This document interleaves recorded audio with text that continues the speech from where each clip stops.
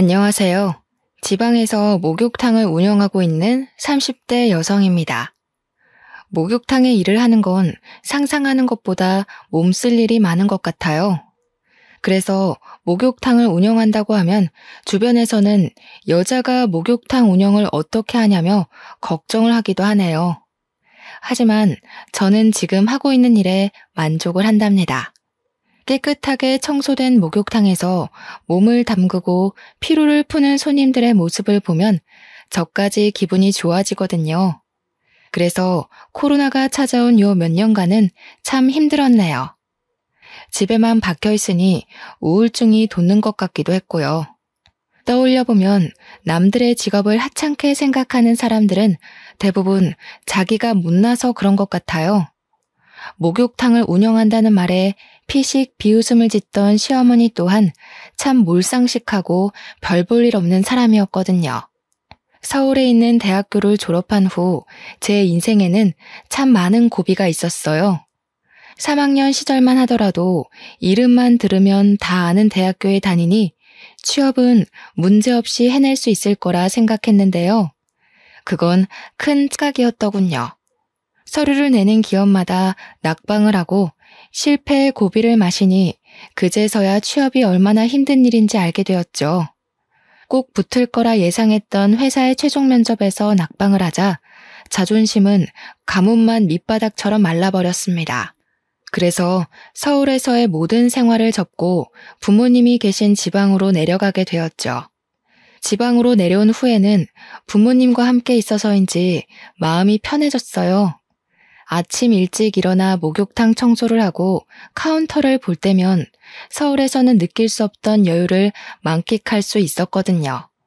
말일만 되면 부모님이 주시는 용돈을 받을 때면 부모님의 곁에서 평생 이렇게 살고 싶다는 생각까지 할 정도로 목욕탕에서 있는 일상은 참 마음에 들었습니다. 목욕탕을 출근한 지 한 달이 될 즈음 저는 가장 중요한 인연을 만나게 되었어요. 바로 남편이었습니다. 목욕탕 집 딸이라고 하면 사람들의 반응은 두 가지로 갈렸어요. 아직도 목욕탕을 운영하냐면서 칭찬을 하는 사람과 시대에 뒤처져서 전망도 없는 일에 매달린다고 하는 사람 말이에요. 남편은 이 중 후자에 해당되었습니다. 목욕탕에 처음 온 날 남편은 젊은 사람이 카운터에 앉아 있는 것을 신기하게 생각한 듯 보였어요. 그리고 목욕탕에 출근 도장을 찍은 지 일주일이 되어갈 때쯤 조심스레 카운터 테이블을 두드리며 말을 걸어왔죠. 애초에 속사정을 숨길 생각도 없었기에 있는 사실 그대로를 말해주었습니다. 취업에 실패한 것과 죽을 것 같이 힘들어 부모님이 운영하는 목욕탕 일을 도와주면서 시간을 보내고 있는 것까지요. 그랬더니 남편은 큰 상심을 했음에도 다시 자신이 할 일을 찾는 것 자체가 대단하다며 오히려 칭찬을 해주었습니다. 그런 남편의 모습은 정말 의외였어요. 다른 사람들 같았으면 대학교까지 나와 목욕탕 일이나 돕는 저를 꾸짖었겠지만 남편은 오히려 대단하다며 엄지를 치켜 세워줬으니까요. 그 한마디에 그만 남편에게 마음을 빼앗겨버렸죠. 그렇게 시간이 지나고 저희는 투명한 칸막이를 두고 이야기를 나누는 날들이 많아졌어요. 시골에서 젊은 사람을 보는 건 흔치 않은 일인 거잖아요. 박사 학위를 받은 남편은 지방 대학교에서 시간 강사로 일을 하고 있다고 했습니다. 남편은 학생을 가르치는 일이 얼마나 힘든지 푸념하기도 하고 교수가 될 수 있을지 없을지에 대한 걱정도 털어놓았는데요. 힘들었을 텐데 포기하지 않고 꾸준하게 노력하는 남편의 모습은 참 멋있게 느껴지더라고요. 그래서 만난 지 얼마 안 되었지만 마음을 열고 연애를 시작했던 것 같네요. 모아놓은 결혼 자금은커녕 변변한 취업 자리도 없는 제가 결혼을 할 수 있었던 건 오로지 남편의 노력 덕분이었어요. 프로포즈를 하며 반지를 끼워줄 때 모아놓은 돈이 없다며 거부를 했는데요. 오히려 남편은 자신이 더 열심히 돈을 벌면 된다며 맨몸으로도 좋으니 결혼만 해달라고 하더군요. 미안한 마음에 계속 밀어냈지만 남편은 그때마다 안심을 시키듯이 등을 두드려 주었고 그런 남편의 모습에 다시 한번 반해 만남을 이어갔네요. 그리고 연애를 한 지 1년 후 저희는 부부가 되었습니다. 취업은커녕 결혼 자금조차 모으지 못한 상태로 결혼할 수 있었던 것은 오로지 남편의 노력 덕분이었어요. 남편에 비해 너무나 부족한 걸 알기에 밀어냈지만 남편은 자신이 모아놓은 돈이 있으니 아무 걱정하지 말고 결혼 준비를 하자고 했는데요. 그 말이 진실이든 아니든 참 감동적이었죠.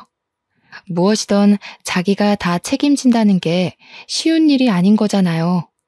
그래서 남편을 믿기로 굳게 마음을 먹었어요. 결혼 준비를 하면서 알게 된 사실은 시부모님이 굉장한 부자라는 사실이었습니다. 검사로 일하던 시아버지께서는 은퇴 후 이름만 대면 알만한 로펌으로 이직을 하셨고, 시어머니께서는 시아버지의 명의의 건물을 관리하면서 취미로는 그림을 그린다고 하시더군요. 남편이 있는 집 자식이라는 것을 알게 되자 부모님께서는 오히려 걱정을 하며 발만 동동 구르셨어요. 목욕탕을 하는 저희 집을 이해하지 못할 거라면서요. 어머니께서는 걱정으로 밤잠까지 설치시며 남편과의 결혼을 말리셨죠.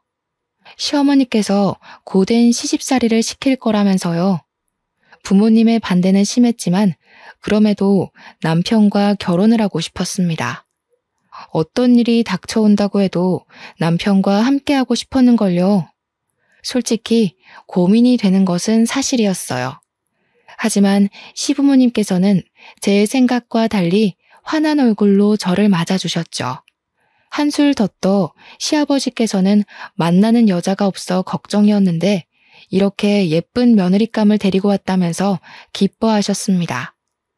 그렇게 시부모님의 배려와 남편의 사랑 덕분에 분에 넘치는 결혼식을 하게 되었어요. 결혼 후 남편과 함께 다시 서울로 올라오게 되었죠. 그동안 지방대학교에서 일하던 시간 강사 기간이 끝났거든요. 서울에서 올라온 후로는 시댁에서 살게 되었는데요. 시부모님의 배려 덕분인지 참 편안한 일상을 보낼 수 있었네요. 시아버지께서는 무뚝뚝하기는 했지만 퇴근을 하실 때면 제가 좋아하는 맛의 치킨을 사다 주셨어요. 부모님보다 더 신경을 써주시니 너무 감사하면서도 한편으로는 돈만 먹는 돈벌레가 된 것 같아 기분이 썩 좋지는 않았습니다.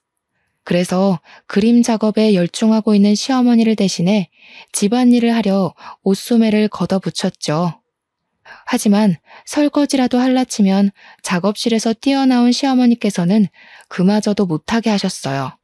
집안일을 하는 가정부도 따로 있는데 왜 몸상하게 일을 하냐면서요. 시어머니의 만류에 집에서 할 수 있는 것이라고는 책을 보거나 먹은 것을 설거지통에 가져다 놓는 일뿐이었어요.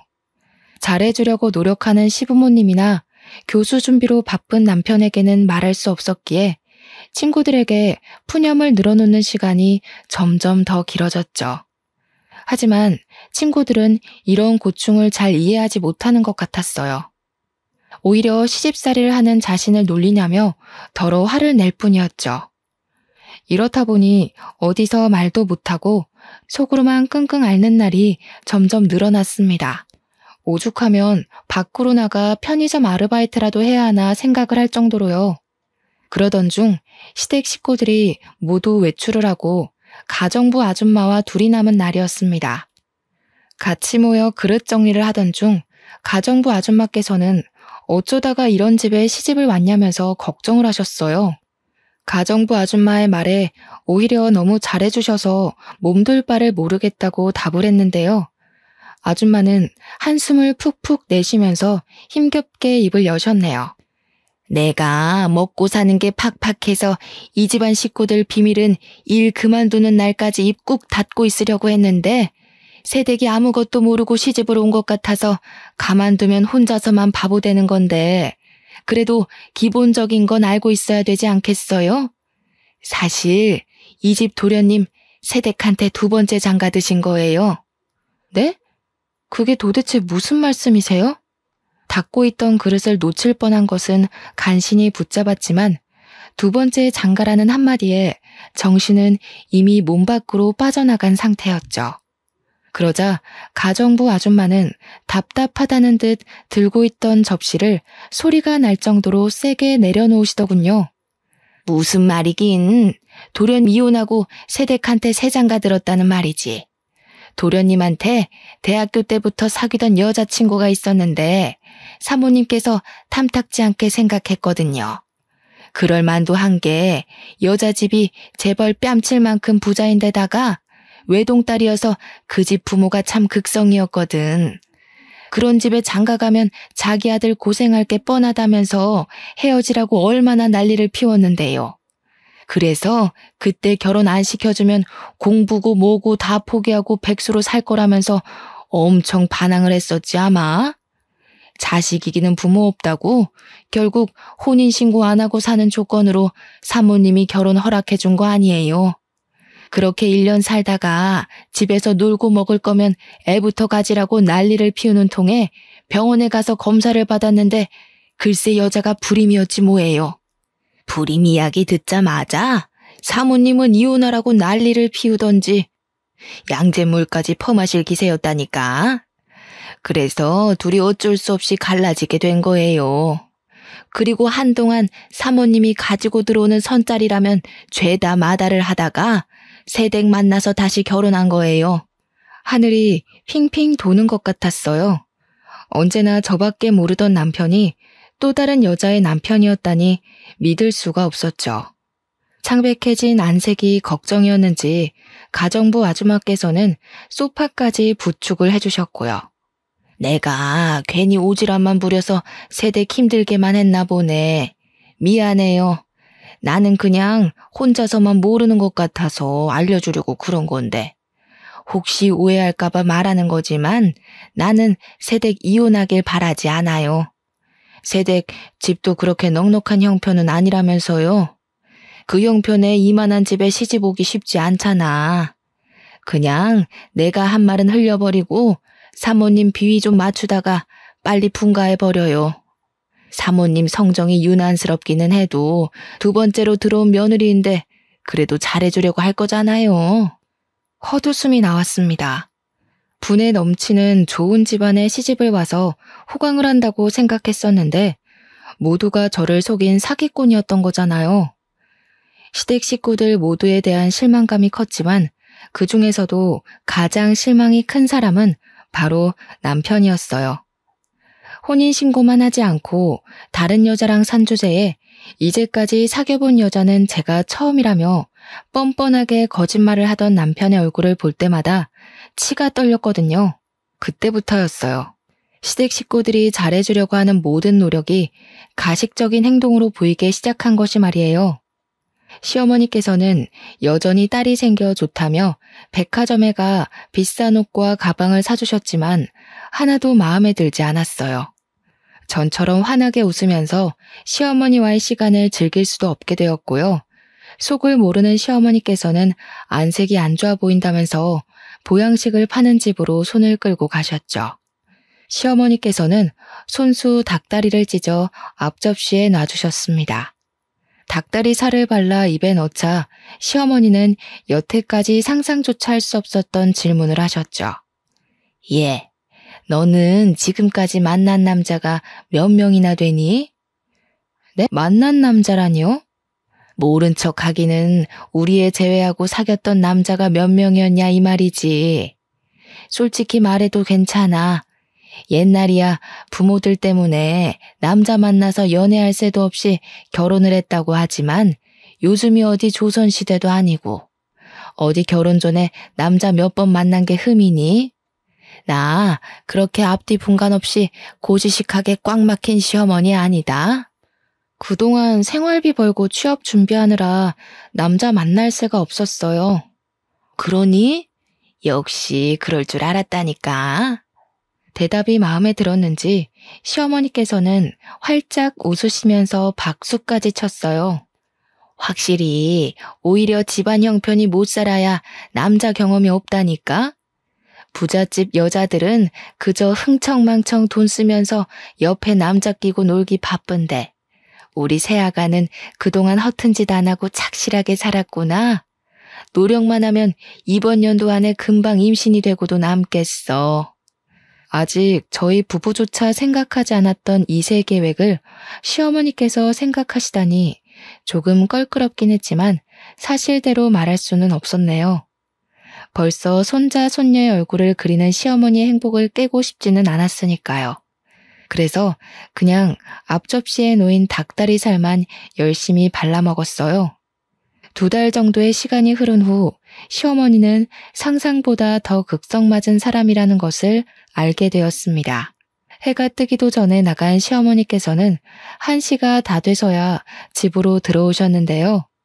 현관문을 여실 때부터 이미 화가 잔뜩 나셨는지 씩씩거리면서 옷소매까지 걷어붙이셨어요. 얼른 찬물을 떠서 가져다 드리자 시어머니께서는 다짜고짜 저에게 손찌검하셨어요. 시어머니에게 맞은 뺨은 아프지도 않았어요. 오히려 당황스러운 것이 클 뿐이었는걸요. 가정부 아줌마도 있는 대낮에 그것도 갑자기 뺨을 맞으니 눈물조차 나오지 않더군요.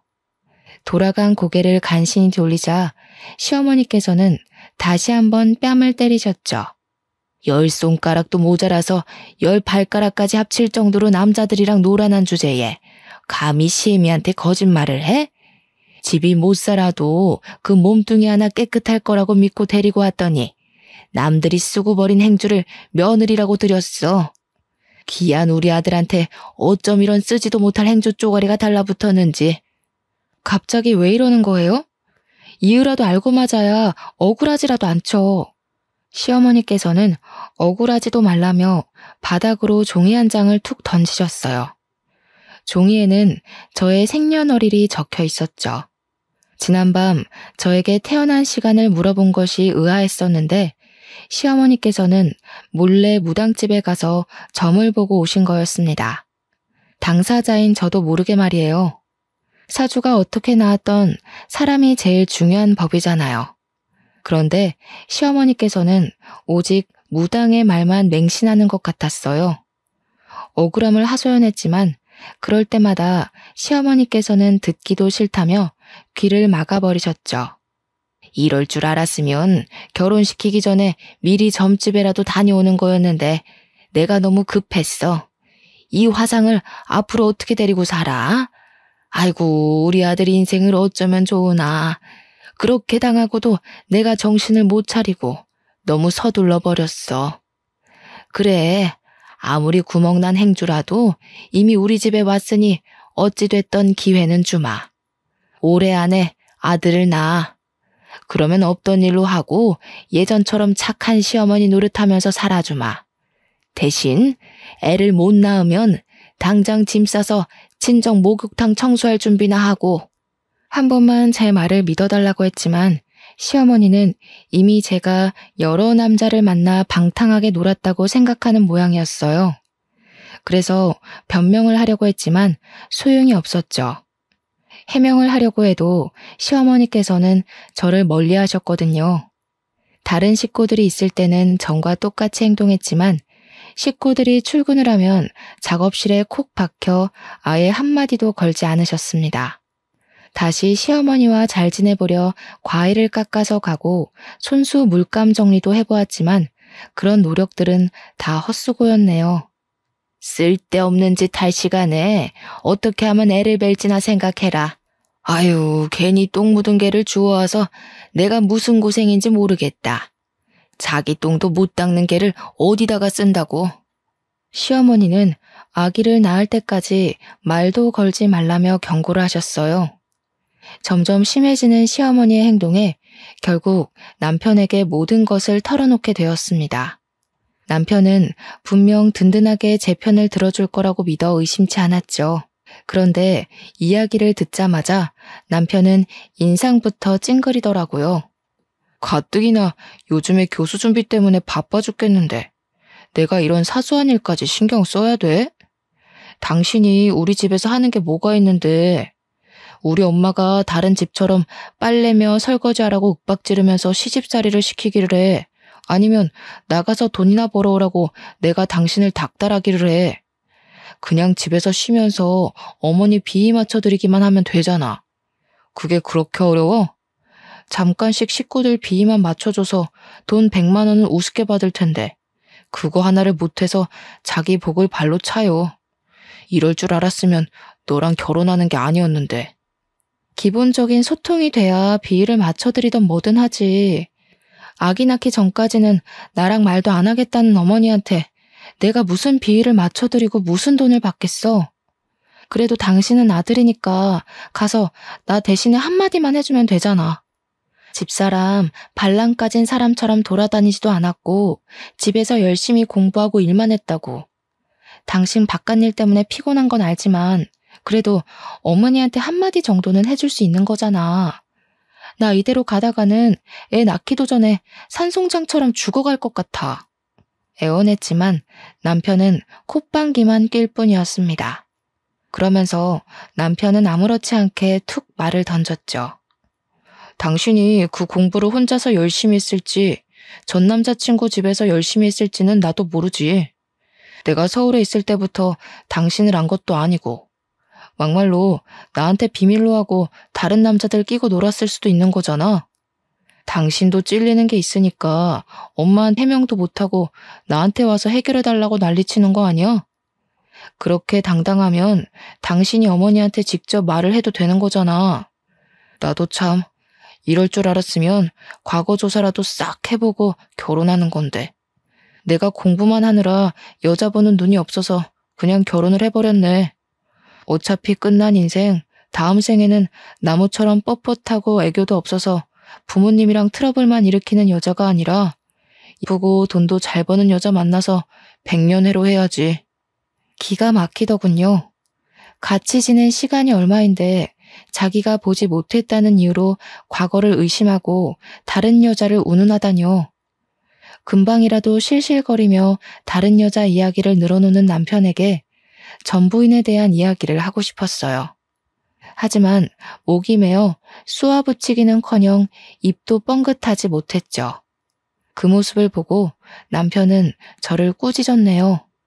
여우같이 살살 애교 피우면 그냥 넘어갈 문제를 밥 기다리는 곰마냥 버젓이 앉아서 버티고 있으니까 엄마가 더 화내는 거 아니야. 산에 있는 나무를 뽑아와서 산다고 해도 당신만큼 뻣뻣하지는 않을 거야. 무슨 여자가 애교가 없어? 결혼 전 다정하던 모습은 먼지 한 톨만큼도 찾아볼 수 없는 남편을 보며 친구들이 해줬던 말이 기억났어요. 남편은 결혼하자마자 바로 남의 편이 돼서 남편이라는 말이요. 제일 믿었던 남편마저 남의 편이라는 것을 알고 나니 실망감과 우울감이 동시에 덮쳐왔죠. 시댁 가족들은 여전히 이전과 똑같이 행동했지만 전처럼 기뻐하거나 같이 어울릴 수가 없었어요. 더 이상 시댁에 있는 것이 편하지도 즐겁지도 않았으니까요. 아무도 없는 곳에서 교모하게 괴롭히는 기술을 답답하게 만들었고 말끝마다 잘못을 운운하는 남편은 머리를 지끈거리게 만들었습니다. 더 괴로운 것은 시어머니의 아이 타령이었어요.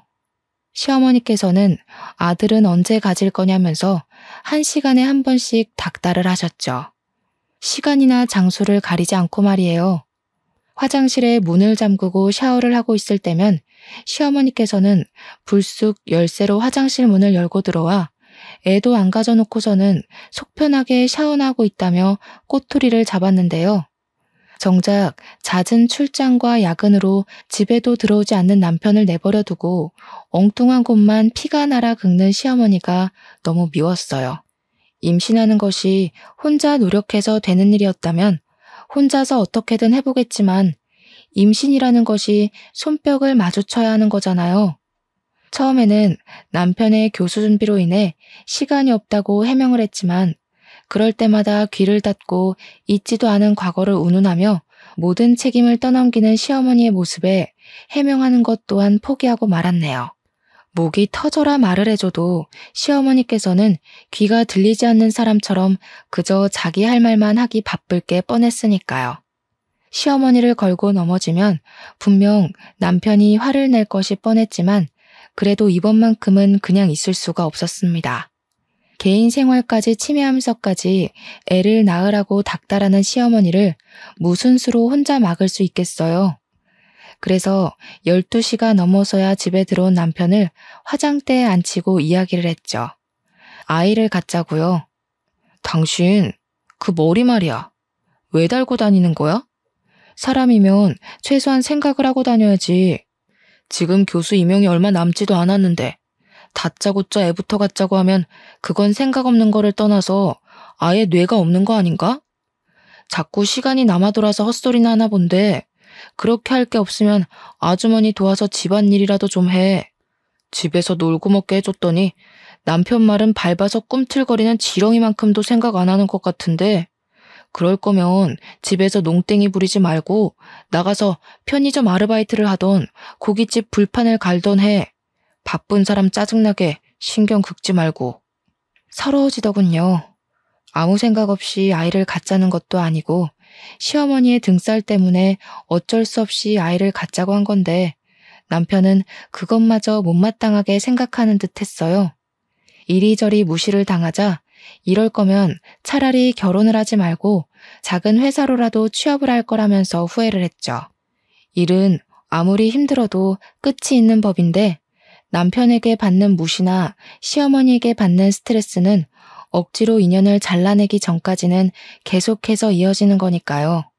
그래도 남편이 얼마나 교수를 하고 싶어 하는지 알았기에 꾹 참으며 시어머니의 잔소리를 견디고 견뎌냈습니다.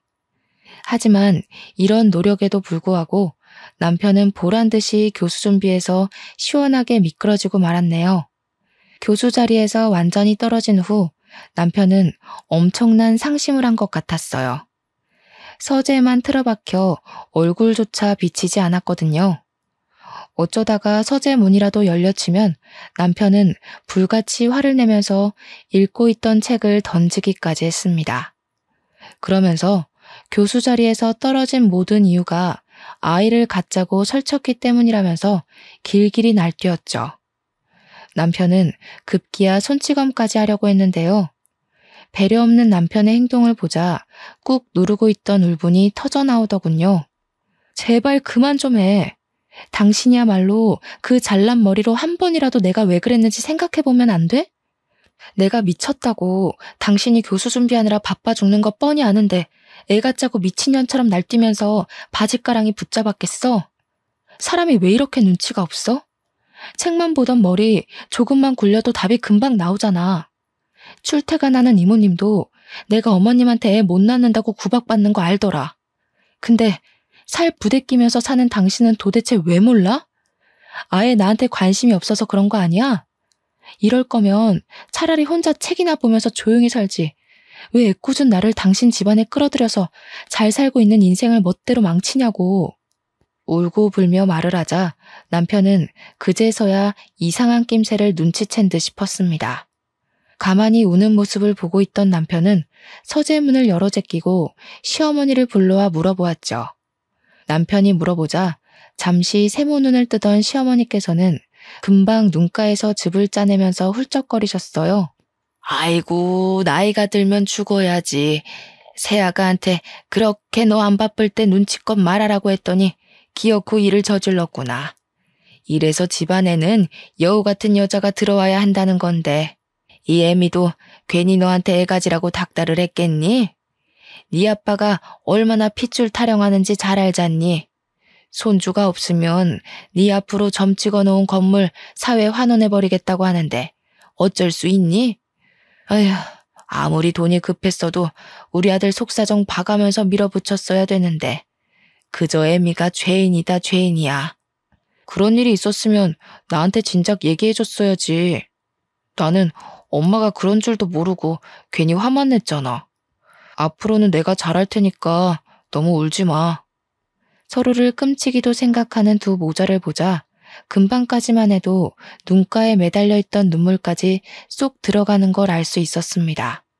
정작 상처받은 장본인은 바로 앞에 있는데 남편과 시어머니는 자신들이 상처를 받은 것 마냥 서로를 보듬어주고 있었어요.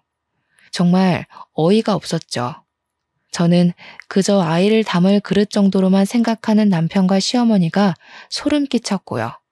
그 후 시어머니와 남편은 유난을 떨면서 아이를 가지라고 난리를 피웠어요. 시어머니께서는 아들을 낳는 비법이라며 매일 아침마다 굵은 소금으로 머리를 감으라고 닥달했고, 남편은 함부로 음식을 먹으면 안 된다면서 가정부 아줌마를 들들 볶았죠. 그 결과 저는 매번 비린맛이 그대로 날 정도의 싱거운 나물 요리만 먹어야 했고요.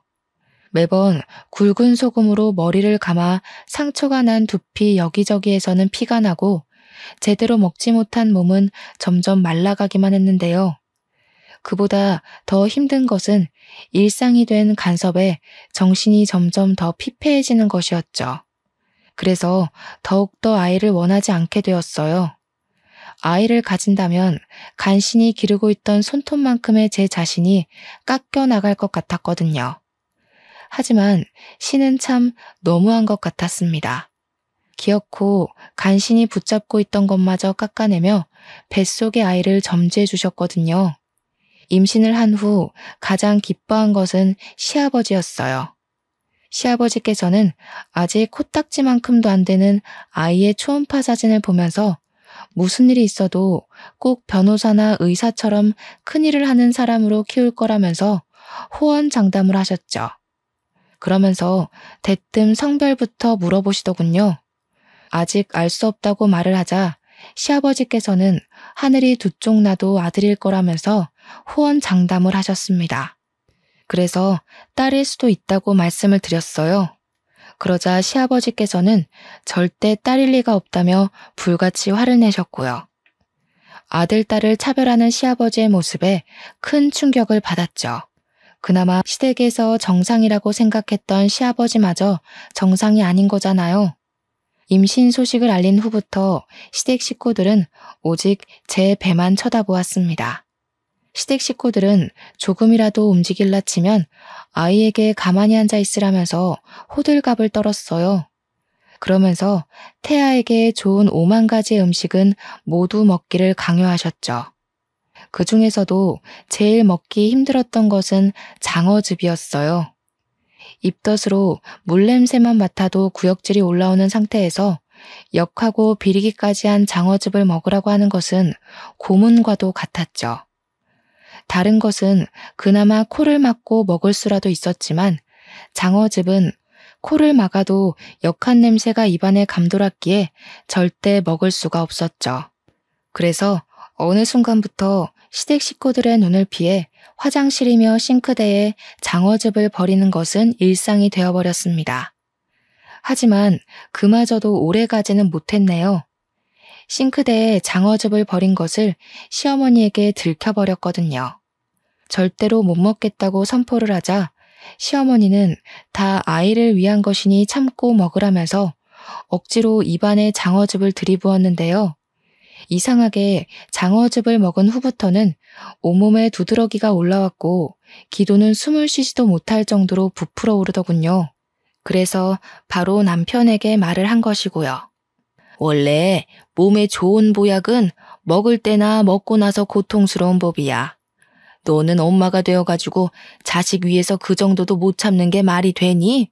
다른 엄마들은 몸이 아파도 뱃속에 애 잘못될까봐 아픈 것도 꾸역꾸역 잘 참는다는데 홀몸도 아니면서 너는 어떻게 다짜고짜 병원부터 가자는 말을 할 수가 있니? 나는 너같이 모성이 없는 애 뱃속에 있는 우리 손자가 너무 불쌍하다. 그렇게 아프면 방에 들어가서 잠이라도 자던가. 병원에 데려가 달라는 한마디만 했을 뿐인데 시어머니께서는 10마디도 넘는 꾸중을 늘어놓으셨어요. 참 마음이 씁쓸했습니다. 엄마라는 이유로 몸이 아픈 것도 말하지 않고 꾹꾹 참아야 하다니 너무 불공평하잖아요. 정작 애아빠 남편은 임신 전이나 임신 후나 똑같이 병원에 가고 똑같이 먹고 자는걸요. 시어머니는 계속 방에 들어가서 자라고 했지만 그럴 수 없었어요. 기도가 막혀서 숨을 쉴 수가 없었거든요. 그 자리에 쓰러지자 그제야 상황 파악이 된 시댁 식구들은 119를 불렀습니다. 저는 숨이 꼴딱꼴딱 넘어가기 직전 병원으로 갈 수 있었고요. 의사는 알레르기 반응이 심하게 와 조금만 늦었어도 목숨이 위험할 뻔했다고 말을 했어요. 그러자 시아버지와 시어머니는 당연하게도 뱃속 아기의 상태를 먼저 물으셨죠. 물론 뱃속의 아이는 아무런 지장이 없었지만 그래도 너무 서러웠네요.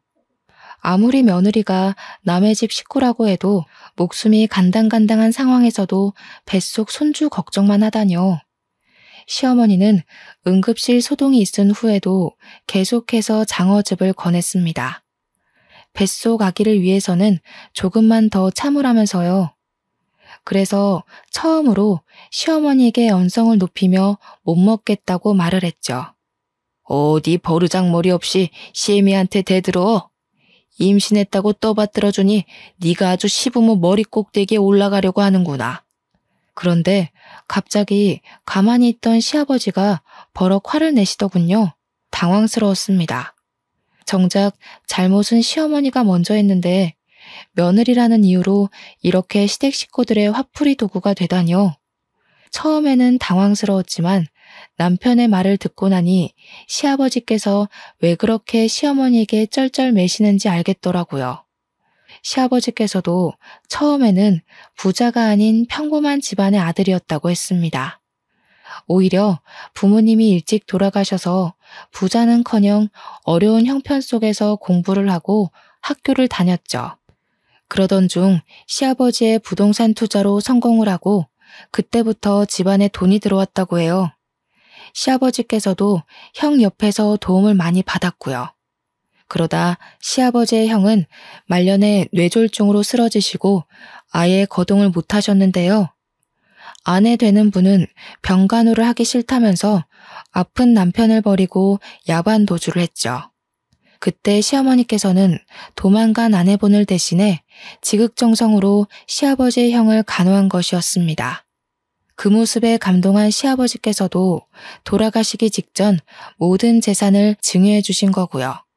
자식이 없었기에 가능한 일이었습니다. 시아버지께서는 이 집에서 붙어 살고 싶으면 시어머니가 하는 모든 말에 복종하면서 살라고 했어요. 그 말을 듣는데 참 원통하더군요. 그때 깨달았죠.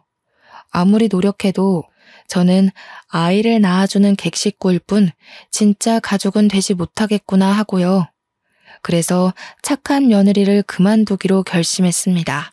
어차피 아무리 잘해보려 노력해도 돌아오는 것은 아무것도 없으니까요. 휴식이 필요하다는 이유로 친정에 가겠다고 선포를 했는데요. 처음에는 개거품을 물면서 반대하던 시아버지와 시어머니도 뱃속의 아이가 딸이라는 말을 하자 언제 난리를 피웠냐는 듯 흔쾌히 다녀오라고 말을 하더군요. 친정에 간 후로는 처녀 때와 똑같은 일상을 보냈어요. 아침 일찍 일어나 부모님의 일손을 도운 후 목욕탕 카운터에서 계산을 하고 수건과 번호키를 나눠주었죠. 시댁에 있을 때와는 비교할 수 없을 정도로 몸을 움직이는 일들이 많았지만 정신만은 그 어느 때와 비교할 수 없을 정도로 편안했습니다. 그러던 중 언제부턴가 노숙자 한 명이 목욕탕 앞을 서성거리며 왔다 갔다 거렸어요. 처음에는 그냥 넘어갔지만 일주일 넘도록 목욕탕 앞에서 기웃거리다 보니 호기심이 들었죠. 그래서 왜 목욕탕 앞을 서성거리냐고 물어본 것이고요. 목욕을 하고는 싶지만 3,000원밖에 없어서 목욕탕 앞을 서성거리기만 한다고 대답을 했습니다. 모든 노숙자에게 다 그런 것은 아니었지만 유난히도 그 사람은 딱한 생각이 들더군요. 그래서 부모님에게 사정을 말하고 목욕을 할 수 있도록 도와주었죠.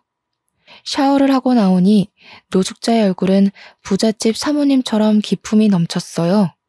밖에서 떠들이 생활을 한 이유를 물어보자 노숙자의 눈가는 이미 촉촉해져 있었네요.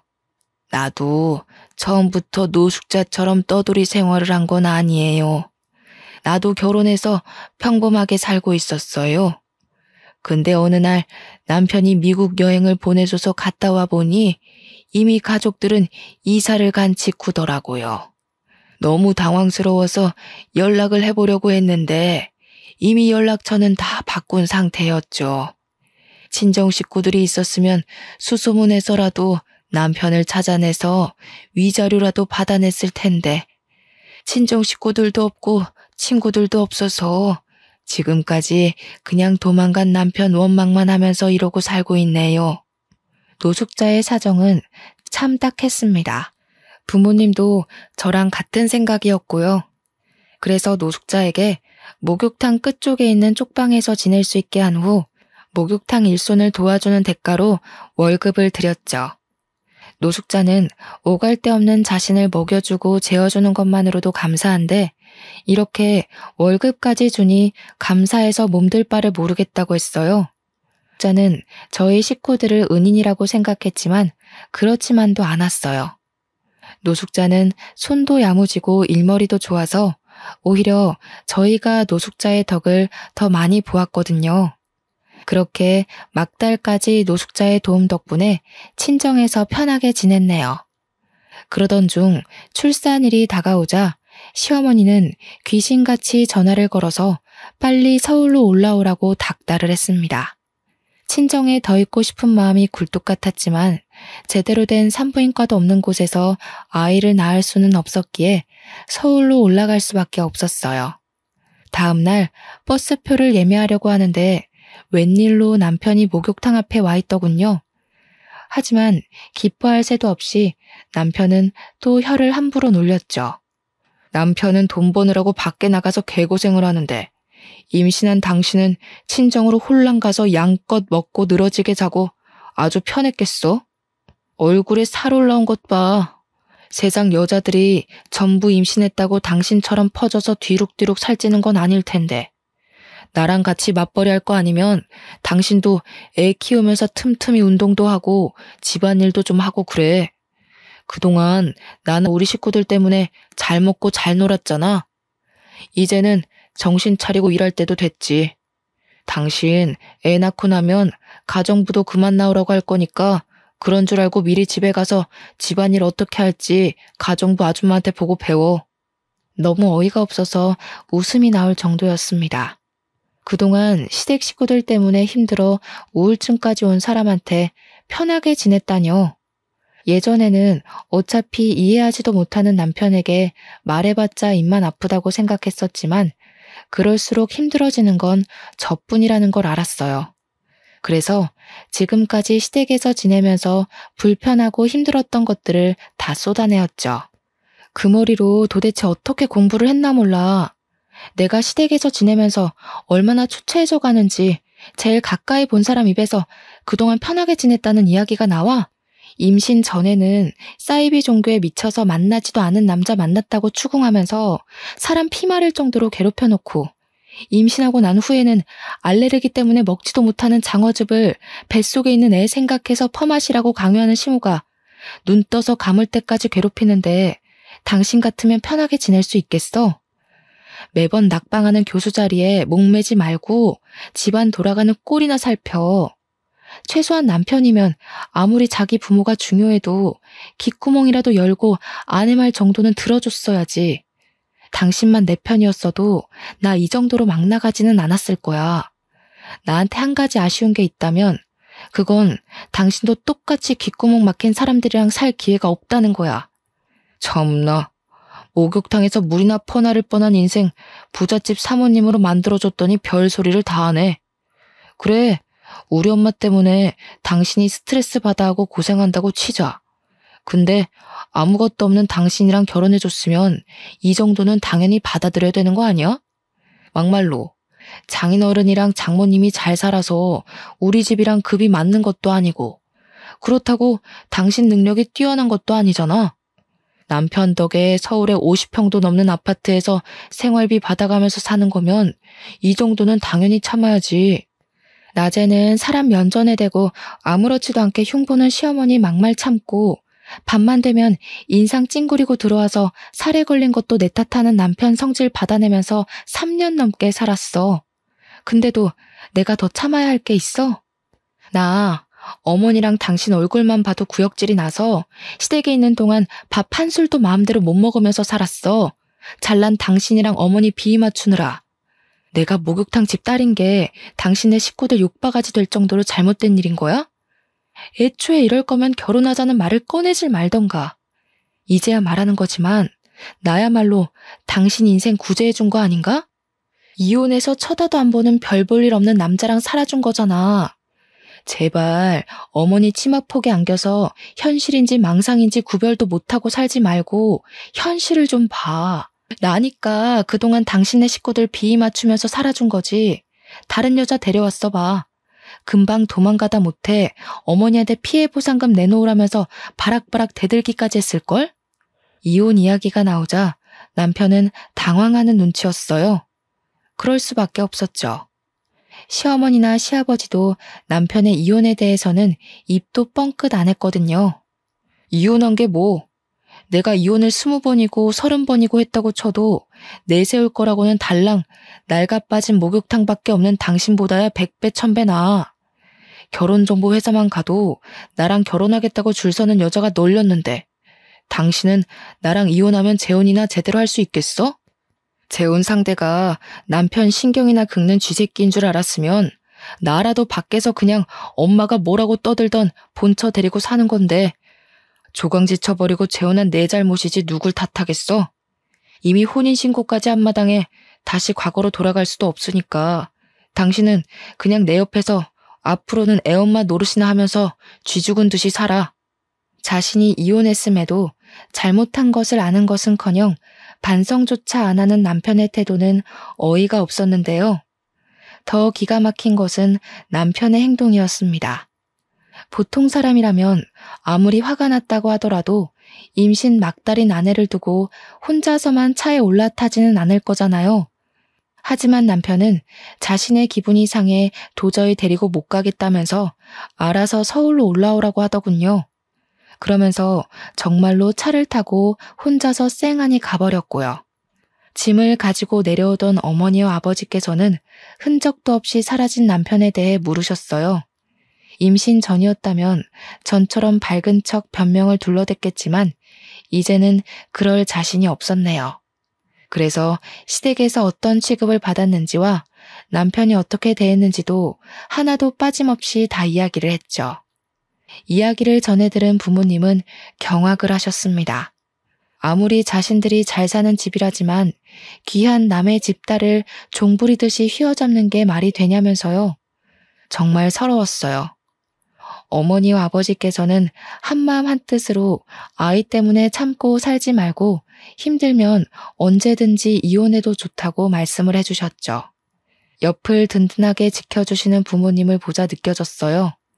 이 세상에 내 편이 있다는 것이 얼마나 대단하고 마음 따뜻해지는 일인지 말이에요.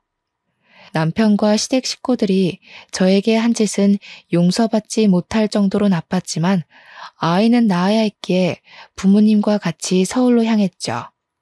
제대로 된 병원은커녕 산부인과도 없는 본가에서는 아이를 낳을 환경이 안 됐거든요. 아버지의 차를 타고 향하는 시골의 풍경은 참 슬프더군요. 빠르게 지나가는 나무들을 보면 울컥 눈물이 차오르기도 했고요. 그렇지만 울 수는 없었어요. 여기서 더 슬퍼했다가는 부모님뿐만 아니라 뱃속에 있는 아이에게도 참 미안한 일이니까요. 그래서 눈물을 꾹 참고 창가를 봤죠.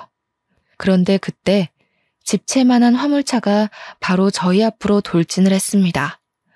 아버지는 핸들을 꺾으며 화물차를 피해보려고 했지만 이미 화물차는 저희 앞으로 와 그대로 차를 들이박았어요. 손 쓸 틈도 없이 일어난 사고에 차에 타고 있던 모두가 속수무책으로 사고를 당할 수밖에 없었죠. 눈을 뜬 곳은 병원이었어요. 양옆으로는 시댁 식구들이 버티고 서 있더군요.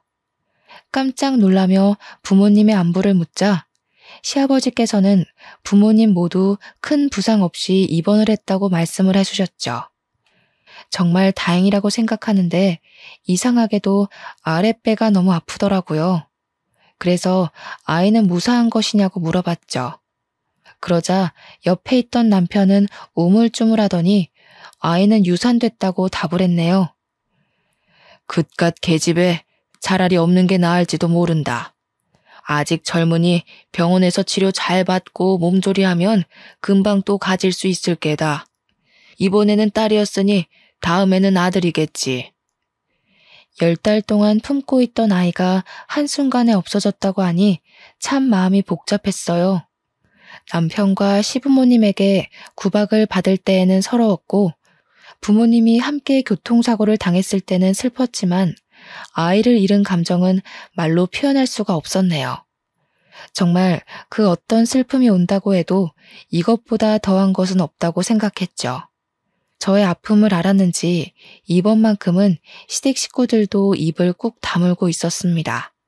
시아버지께서는 몸조리를 하라면서 5만 원짜리 지폐 다발을 내미셨어요. 남편은 미역국을 받아와 직접 떠먹여 주기까지 했죠. 시어머니께서도 안타까운 듯이 바라보셨는데요. 시아버지와 남편이 일 때문에 자리를 비우자 금세 본색을 드러내셨네요. 병실문이 닫히자 시어머니는 미역국을 그대로 들어 머리에 엎어버리셨습니다. 그리고는 마음을 도려내는 말도 서슴지 않고 내뱉으셨죠. 그 애가 얼마짜리인데 칠칠치 못하게 간수 하나 제대로 못해서 흘리고 다니는 거야. 딸이어도 처대라고 우겨서 강남의 아파트 한 채는 받아낼 수 있었을 텐데 누가 목욕탕집 딸 아니랄까봐 아주 아이까지 말끔하게 씻겨나가게 했구나. 이제 보니 우리 아들이 교수 자리에서 미끄러진 것도 다 니년 탓이었어. 너 솔직히 말해보거라. 핑계로 친정 내려간 것도 네 부모랑 같이 우리 아들 앞길에 비누칠해서 미끄러지게 하려고 그런 거지? 요즘에 우리 집에 왜 이렇게 안 좋은 일이 많이 생기나 했더니 다 니년 탓이었었어. 지금은 내가 두 눈 시퍼렇게 뜨고 있어서 망정이지.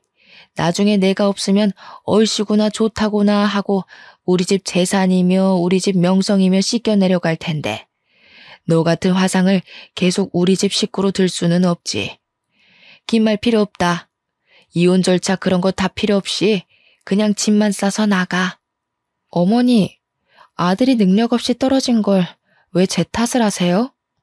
저 어머니가 목욕탕집 딸내미라는 거 걸고 넘어질 때마다 너무 어이가 없었어요. 저희 부모님이 도둑질하는 걸 가르치셔서 시댁 물건에 손을 댄 것도 아니고 시집 와서 한 거라고는 손바닥 뒤집듯 앞뒤 다른 어머니 비위 맞추면서 시집살 참은 게 다인데 그게 그렇게 못마땅하셨어요? 자꾸 이상한 이유로 걸고 넘어지시지 말고 그냥 없는 집 딸 주제에 귀한 외동아들 가로채간 게 마음에 안 든다고 솔직하게 말씀하세요. 근데 어머니도 참 웃기세요. 임신하라고 난리칠 때는 언제고 이제 와서 이혼이라뇨? 강요 안 하셔도 잘난 어머니 아들이랑 이혼은 할 건데요. 그래도 제가 그동안 어머니한테 당했던 수모 때문에 빈손으로는 못 나가겠네요. 차내고 싶으시면 양손에 달걀이라도 쥐어주세요. 그동안 언감생신 꿈에도 못 꿀 집에서 먹여주고 입혀준 것만으로도 감사해야지. 이래서 쥐새끼한테 부스럭이라도 쥐어주지 말라고 하는 건데 내가 착해도 너무 착했지. 싹수가 노란 걸 진작 확인하고 쥐덫을 놨어야 하는 건데. 너 같은 거한테는 지금 들고 있는 돈 봉투도 가분한 건데. 왜 이러세요? 당장 내놔. 애도 흘린 주제에 뭘 잘했다고 돈까지 탐내? 너같이 돼버러진 것한테 나는 10원 한 장 못 준다. 시어머니는 급기야 시아버지가 주신 돈 봉투까지 빼앗으려 했습니다. 힘을 주며 뺏기지 않으려고 했지만 그럴수록 돈 봉투를 잡고 있는 시어머니의 손에는 힘이 잔뜩 들어갔어요. 기필코 돈 봉투를 빼앗으려고 하는 시어머니의 손톱은 그대로 손등을 파고들며 생채기를 냈고요. 어머니 논리대로라면 제가 유산한 것도 다 그이 때문이죠. 그이가 몇 마디 다퉜다고 성질 안 부리고 혼자 출발하는 일만 없었어도 제가 유산할 일도 저희 부모님이 다칠 일도 없었다고요. 이게 어디서 우리 아들을 걸고 넘어져? 남편의 이름이 나오자 시어머니는 손을 들어 올렸어요. 뺨을 내려치려는 게 분명했죠. 그 손 못 놔? 그때 노숙자가 호통치는 소리가 병실 안을 울렸습니다. 깜짝 놀란 시어머니는 노숙자를 보자 깜짝 놀라며 치켜 올린 손을 내렸죠. 노숙자가 가까워질수록 시어머니는 사색이 되어 바들바들 떨고 있었어요. 영문을 모르는 저는 가만히 있었고요. 그동안 한 번만 얼굴 보게 해달라고 그렇게 빌고 빌었는데 결국 내 소원이 통했나 보네. 이렇게 다시 만나게 된 걸 보면 말이야. 그래, 그동안 나 대신에 살았던 인생은 재미있었고. 형님이 여긴 어떻게... 남에게 고개 숙이는 것을 제일 싫어하던 시어머니는 바닥에 붙어있다시피 엎드려 노숙자에게 고개를 조아렸어요. 그런 시어머니를 내려보던 노숙자는 검은 봉지에 있던 죽을 꺼냈고요. 포장을 뜯은 노숙자는 김이 나는 죽을 그대로 시어머니의 머리 위에 부어버렸죠. 나는 누구랑 달리 인정이 넘쳐서 말이야. 마지막 가는 길인데 귀한 보양식 정도는 머리에 엎어줄 수도 있지. 앞으로는 길바닥에서 나 앉을지도 모르는데 충분히 영양 보충해야지. 형님 정말 왜 이러세요? 시어머니가 머리에 묻은 죽을 털어내자 노숙자는 곧장 시어머니의 뺨을 쳤는데요.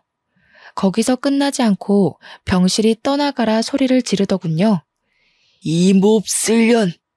노숙자가 시어머니를 거세게 몰아세우자 시모는 눈물을 뚝뚝 흘리며 무릎을 꿇었는데요. 시어머니가 노숙자를 부르는 모습이 참 가관이더군요.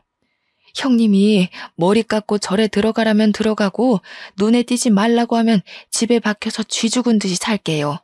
그러니까 이제 그만 화 푸시고 용서하세요. 지나간 과거 탓해봐야 뭐하겠어요. 다 용서하고 잘 사는 게 중요한 거잖아요.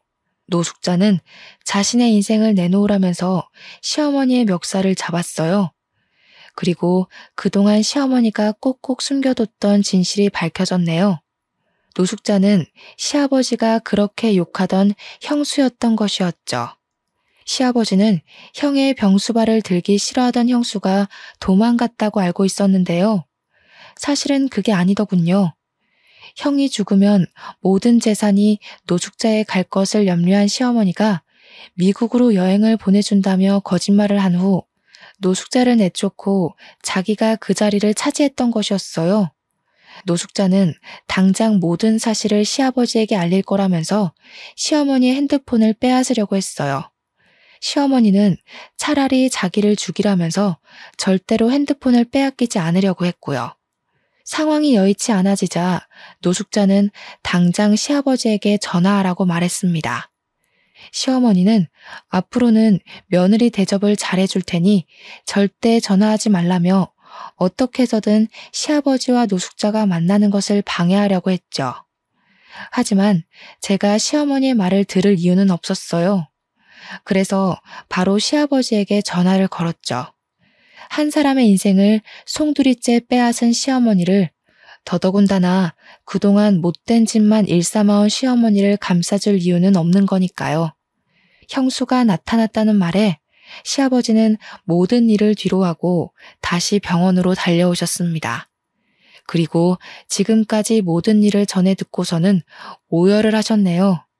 형님이 죽을 때까지 형수님을 얼마나 보고 싶어하고 원망했는지 제일 잘 알던 사람이 어떻게 이런 끔찍한 짓을 저질러? 아무리 사람이 돈에 눈이 멀어도 그렇지 천륜도 저버린 당신이 사람이야?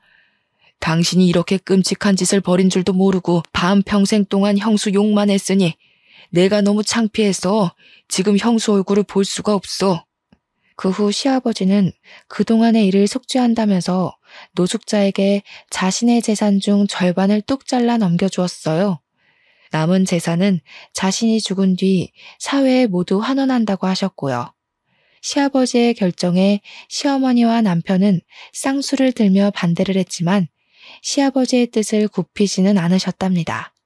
시아버지께서는 가족의 인생을 빼앗은 죄인은 돈을 가질 자격이 없다면서 못을 박으셨거든요.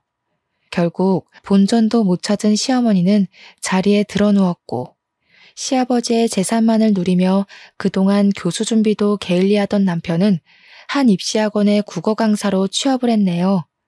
일을 다니게 되자 남편은 먼저 사과를 해오더군요. 그동안 자신이 시어머니의 치마폭에 쌓여 아픔을 헤아리지 못했다면서요. 이번 일을 계기로 남편은 정말 자신이 무엇을 잘못했고 어떤 것을 바로잡아야 하는지 알게 된 것 같았지만 지금은 잠시 본가에 내려와 목욕탕 일을 도와드리고 있어요. 아직은 남편을 용서할 마음이 없거든요. 노숙자는 유산을 상속받은 후에도 계속 저희 부모님과 가깝게 지내면서 목욕탕 일을 도와주고 있는데요. 저희 가족들에게 보답을 하고 싶다면서 지방의 아파트를 한 채씩 사주었네요. 이런 걸 보면 신은 참 불공평한 것 같으면서도 공평한 것 같습니다. 권선징악에 대한 것이라면 더더욱요. 여러분께서는 저처럼 악한 사람을 만나지 않고 언제나 선한 사람만 만나며 평탄한 인생을 살길 바랄게요. 혹시라도 이미 악한 사람을 만나 마음고생을 하고 있다면 너무 걱정하지는 마시고요. 죄를 살아서 받을지 죽어서 받을지는 모르지만 다른 사람을 괴롭힌 악한 이들은 언제나 심판을 받게 되어 있거든요. 긴 사연 들어주신 여러분, 감사합니다.